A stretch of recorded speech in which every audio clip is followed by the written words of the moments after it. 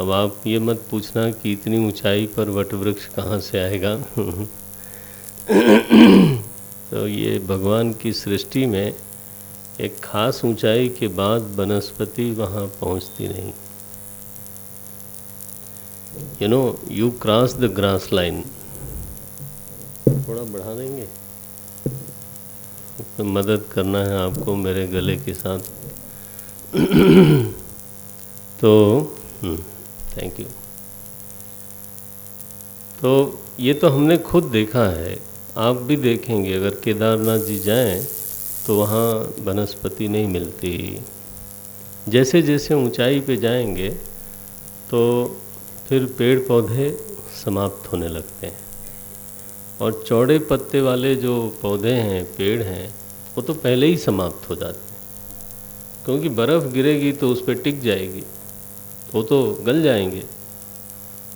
तो इसलिए जो ऊपर के जो पेड़ हैं ना, उनके पत्ते सींग की तरह होते हैं, लाइक चीड़ है, देवदार है इत्यादि। अगर चौड़े पत्ते हैं भी तो बड़े मोटे होते हैं। तो हमें तो देखने का अवसर मिला। वटवृक्ष तो धर्मशाला में ही नहीं होता, सिद्धवाड़ी में होता है, धर्मशाला में नहीं होता, मैक्लोडगंज में नहीं होता। माने 6-7 हज़ार फीट पर वटवृक्ष नहीं होता। वो कैलाश पर्वत 19,000 फीट, वहाँ पर एक विशाल वटवृक्ष है। शिवजी महाराज वहीं बैठते हैं। गोस्वामी जी से किसी ने कहा कि ये वटवृक्ष क्या है, कैसे हुआ वहाँ? तो उन्होंने एक पंक्ति लिखी, वट विश्वास अचल निज धर्मा। विश्वास की छाया में विश्वास बैठता है, ठीक है। विश्वास की छाया में बोध स्वरूप भगवान शंकर बैठते हैं। अपने स्वरूप में जिसकी अचल निष्ठा है, हाँ, बस उसमें बैठते हैं वो। ये वटवृक्ष जरा आध्यात्मिक है। तो भगवान शंकर का वर्णन है यहाँ पर, और यहाँ भूत प्रेत उनके गण नहीं हैं। कैलाश में तो बहुत अलग सभा जुटती है शिव जी के सामने। ये 105वां दोहा है बालकांड का। लिखा है परम रम्य, ऊपर की पहली पंक्ति है, मिला होगा तो 105। परम रम्य गिरिवर कैलासु, सदा जहाँ शिव उमा निवासु। ये अत्यंत रमणीय कैलाश पर्वत है। आश्चर्य की बात है कि हिंदू लोग तो उनको भगवान शंकर का आसन समझते ही हैं। जो बौद्ध हैं, लामाज हैं, तिब्बत वाले लोग हैं, वो सभी लोग, नेपाली लोग, दूसरे धर्म के लोग भी कैलाश को ऐसा ही समझते हैं। अब सुभाष जी मेरी ओर देख रहे हैं कि आपको चलना कब है। मुझे भी पटियाला में गया था तो मुझे बहुत लोभ दिखाया गया कि कोई तकलीफ होती ही नहीं है। It is quite doable Swami ji, we will arrange for you, doctor also will be with you. हमने कहा भैया नमस्ते करो, शांति करो। मैं तो ऐसा मानता हूँ, होई है सोई जो राम रचि राखा। मालिक साहब अगर बुलाना ही चाहते हैं तो जाएंगे, नहीं तो शांति रखो। एनीवे परम रम्य गिरिवर कैलासु। हमारे तपोवन जी महाराज बताओ 2 बार गए कैलाश, और उस समय जब कोई साधन नहीं था। एक बार हिंदुस्तान से होके गए और एक बार नेपाल से होके गए, लेकिन पैदल गए, हेलीकॉप्टर से नहीं। जी जनाब। 19,000 फीट। राम राम राम। हमारे अभी जो तिब्बत के निर्वाचित प्राइम मिनिस्टर हैं, एक दिन उन्होंने एक आर्टिकल लिखा बड़ा अच्छा लगा मुझे, अच्छे पढ़े लिखे हैं। तो बोले तिब्बत जो है वो केवल चाइना के कब्जे में नहीं रह सकता, रहना नहीं चाहिए, क्योंकि तिब्बत एक ऐसी जगह है जहाँ से करीब करीब 10 बड़ी बड़ी नदियाँ निकलती हैं जो इंटरनेशनल हैं, यानी एक राष्ट्र में नहीं बहती हैं। ब्रह्मपुत्र है 3-3 देशों में बहती है। ऐसी 10 नदियों को उन्होंने गिनाया। हमारी गंगा जी वहीं से आती हैं, सरयू नदी के बारे में कहते हैं वहीं से आती हैं। तो रूस की कई नदी बाहर वहीं से जाती हैं। बोले तिब्बत एक ग्लोबल एनवायरनमेंट का हब है, केंद्र है, and so that the international community must take care of that particular place.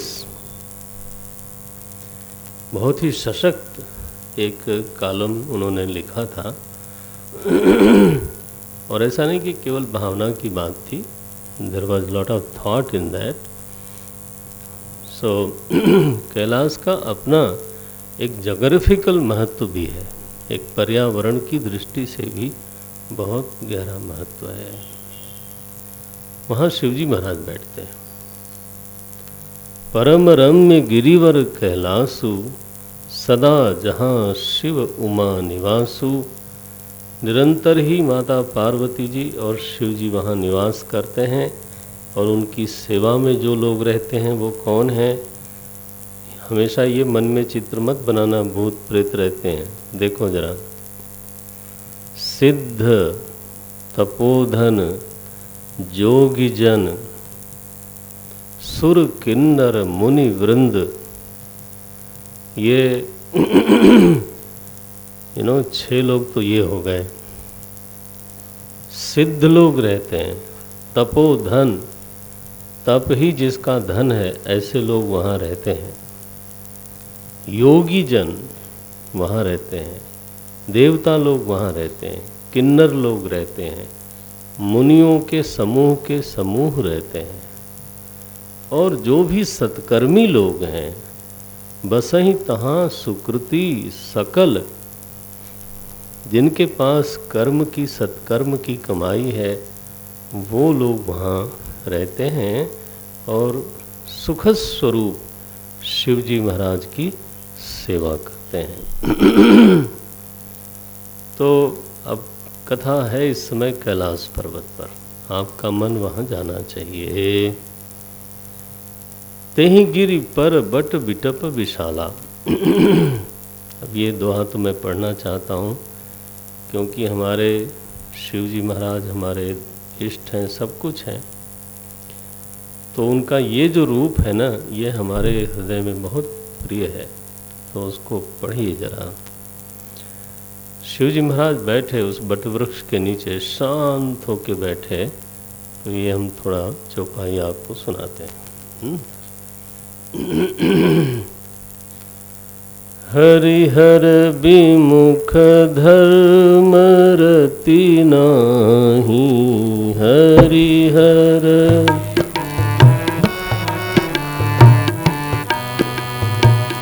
ते नर तह सपने हूँ नहीं जाही।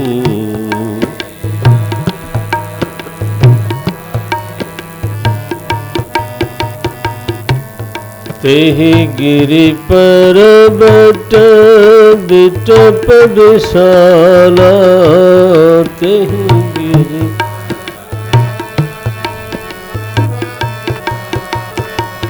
नित नूतन सुंदर सब काला।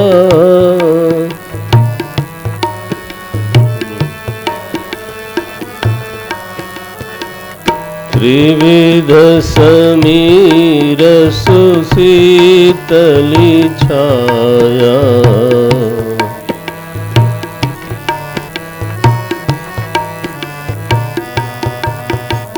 शिव विश्राम विटप श्रुति गाया।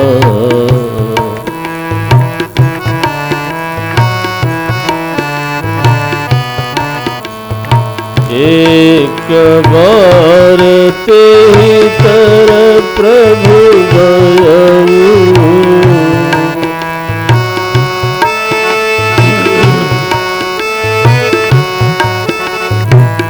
तरु बिलो की उरति सुख भयउ,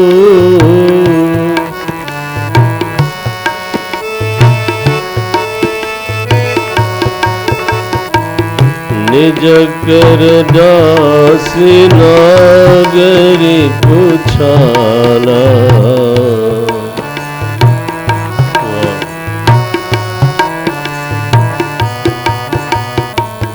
निज कर दासी नागरी पुछाला,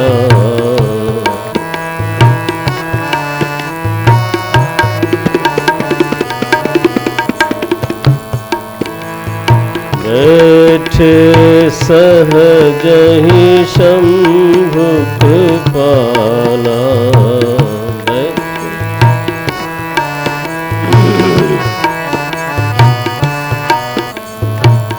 निज कर दासी नागरी पुछाला,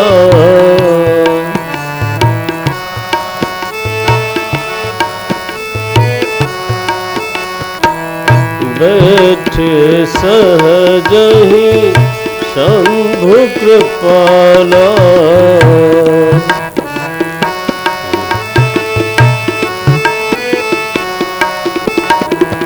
कुंद इंदु दर गौर शरीरा, कुंद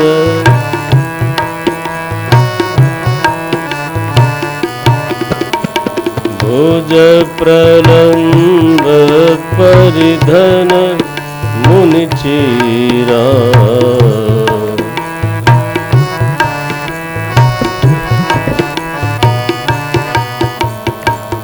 तरुण अरुण अम्बज सम चरना, तरुण अरुण अम्बुज, तरुण अरुण अम्बुज सम चरना,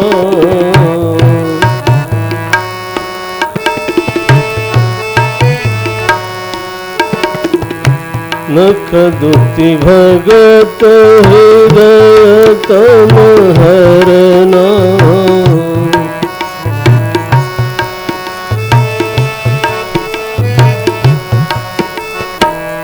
भुजग भूति भूषण त्रिपुरारी, भुजग भूति भूषण त्रिपुरारी, आननु शरद चंद छविहारी,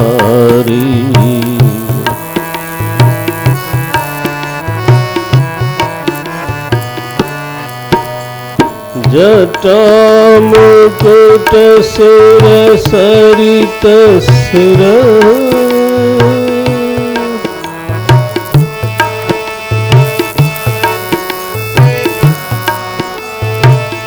जटा मुकुट सिर सरित सिर,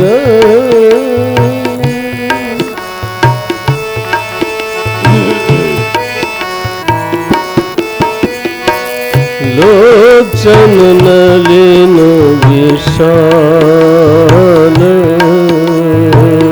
लोचन नलिन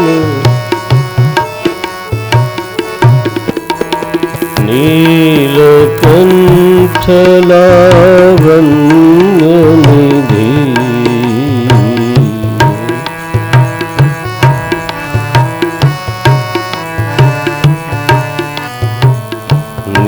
नीलकंठ लावण्य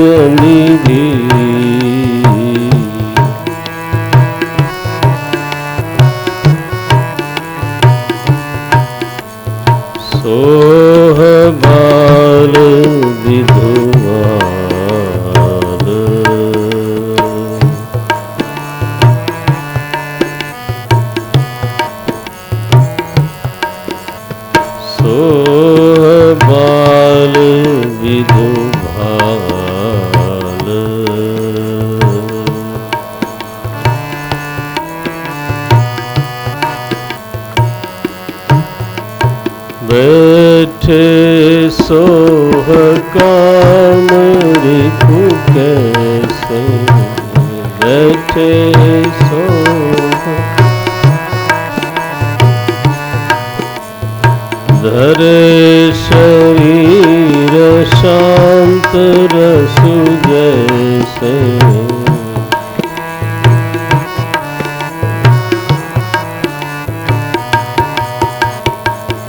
पार्वती भल अवसर जानी,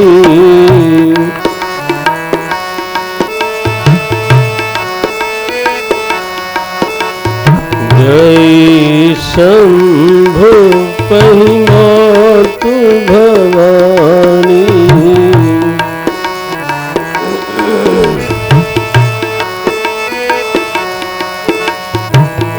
जानी प्रिया आदरवती कीन्हा, जानी प्रिया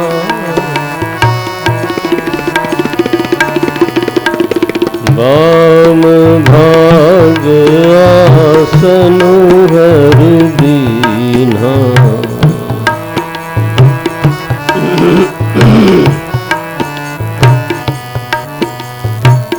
बैठी शिव समीप हरसाई,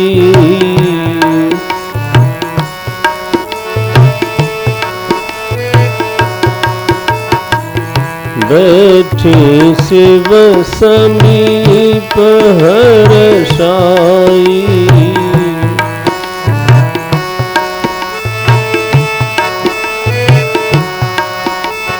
पूरब जन्म कथा चित आई,